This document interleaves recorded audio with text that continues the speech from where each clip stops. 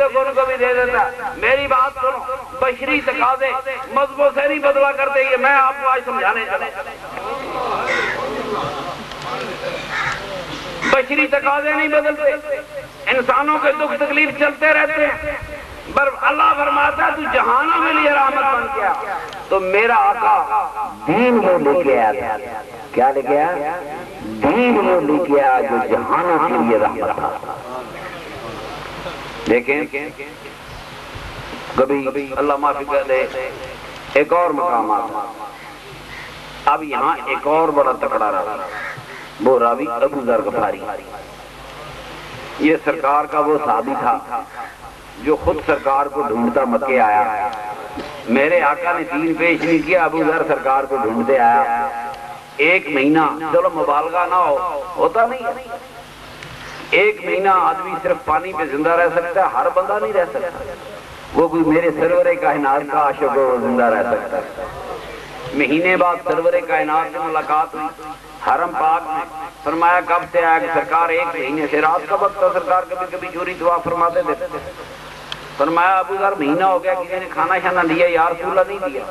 تو فرمایا اس مہینے میں کیا ڈھنگ ہے؟ یا رسول اللہ زمزم کا پانی پیتا رہا, آپ کا انتظار کرتا رہا.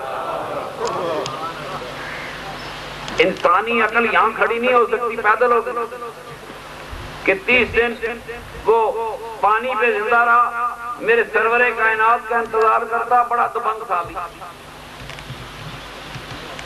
ہمارا گولڈن پیریڈ ہے عہد صدیقی, عہد فاروقی اسلام کا. مگر کچھ لوگ وہ تھے جو اس پیریڈ سے بھی مطمئن نہیں تھے. ان میں ابو ذر غفاری جیسے لوگ بھی.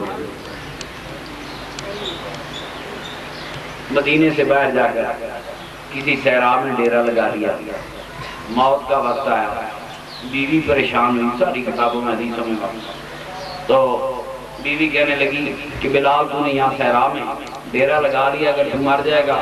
وہ مسئلہ تو وہی ہے نا, بیوی بیچاری جنازہ نہیں پڑھ سکتی, جنازہ نہیں دفن سے کر بھی لیتے, جنازہ نہیں پڑھ سکتی. فرمایا تیرا جنازہ کون پڑھے؟ وقت آخر آ گیا اور تجھے کون سنبھالے گا؟ صحرا میں بیٹھا تھا بلال. حضرت ابو ذر غفاری نے فرمایا سنو, ہم 5 آدمی تھے. ہم علم رسول کی بات میں ہم 5 آدمی تھے, مدینے شہر میں کھڑے تھے. میرے آقا نے نظر ماری, فرمایا تم میں سے ایک آدمی صحرا میں مرے گا. مجاہدوں کا ایک قافلہ اس کا جنازہ پڑے گا. کہتا مان جاؤ وہ 4, باقی سارے شہروں میں مر چکے, میں ہی وہ رہتا ہوں جس کے متعلق میرے سرور کائنات نے پیشن گوئی کی. مجھے جنازہ پڑھنے والے ضرور آئیں گے, مجھے دفنانے والے ضرور آئیں گے. میرے سرور کائنات نے مدینے کے شہر میں کھڑے ہو کر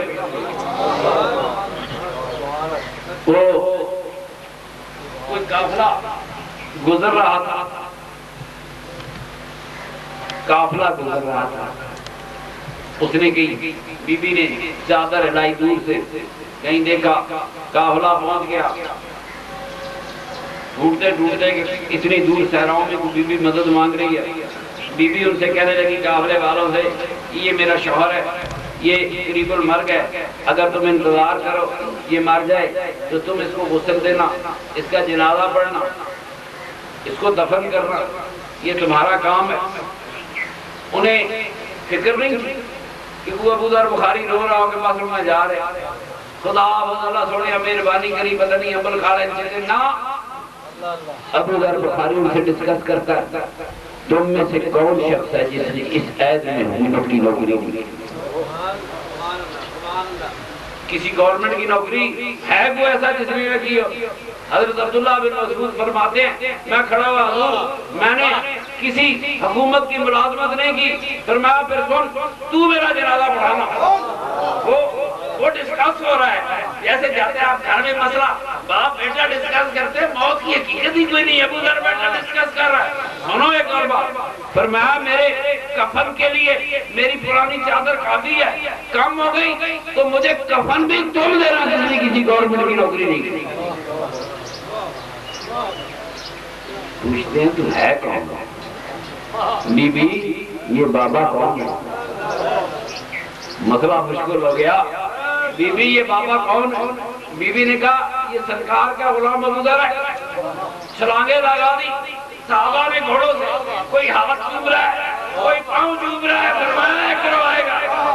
غوثے دے رہا ہے ابو ذر قربان جب یہاں بیٹھا ہے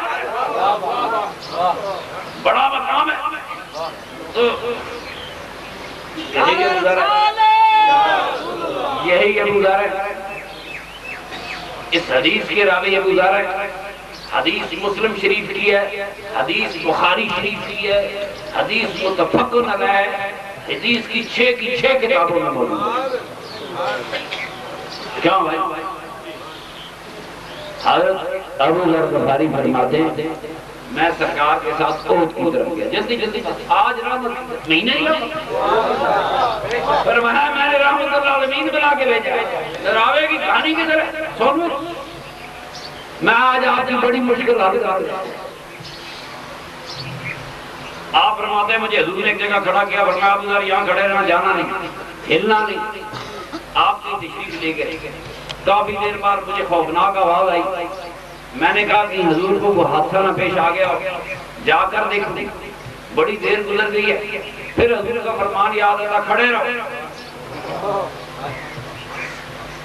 واپس آئے سرکار تشریف لائے میں نے کہا یا رسول اللہ میں تو بڑا ڈر گیا تھا میں نے ایک بڑی خوفناک آواز سنی ہے خوف سا محسوس ہوا میں نے سوچا آپ کی تلاش میں جاؤں آپ فرما گئے تھے کھڑے رہنا فرمایا اچھا کیا کھڑا رہا وہ جو آواز تھی وہ جبریل آیا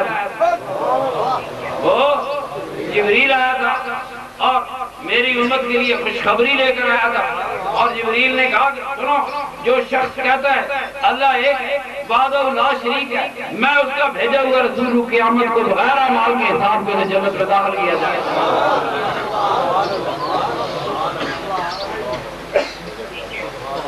ابو ذر غفاری ذرا دلیر تھا آپ نے جرم گننے شروع کی یا رسول اللہ کہا اس نے ڈاکہ مارا یا رسول اللہ اس نے کیا کیا یہ بخاری ایک جرم ابو ذر غفاری گنتا جا رہا اور میں کہا میرے آقا فرماتے ہیں جو مرضی ہے کیا آج بات سنتے جو مرضی ہے کیا مجھ پر ایمان رکھنے والا جنت میں جو تو جرم گنتا ہے وہ سارے جرم ابو ذر غفاری نے گن دیے وہ سارے بخاری میں سارے آج میرا سرور کائنات دینے پہ جب رحمت بانٹنے آئے آپ کے ذہن میں خیال آتا ہوگا کہ جی دیکھو کسی کی چوری ہوگی کسی کی ٹانگ توڑی کسی کا دان توڑا آج یہ انصاف قیامت کو ہوگا دنیا میں نہیں ہوا یا ہو گیا دنیا میں چھوڑو ساری باتیں میرے سے اچھے بھائی انسان شکایت وہاں کرتا ہے جہاں نفرت ہوتا جہاں پیار اور وہاں شکایتیں نہیں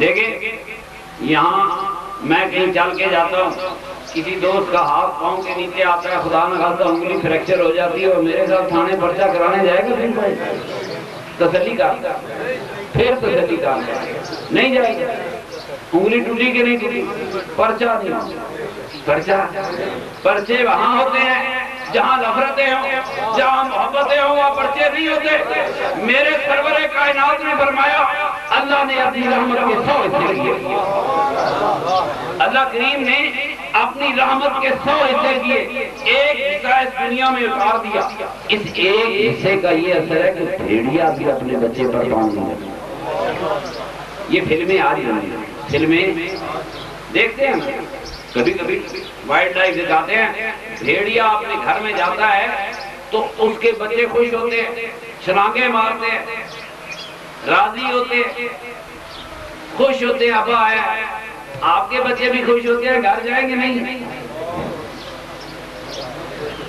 کم از کم بھیڑیے جتنا معیار تو ہو تم سرور کائنات کے غلاموں تیرا معیار اس سے آگے ہونا چاہیے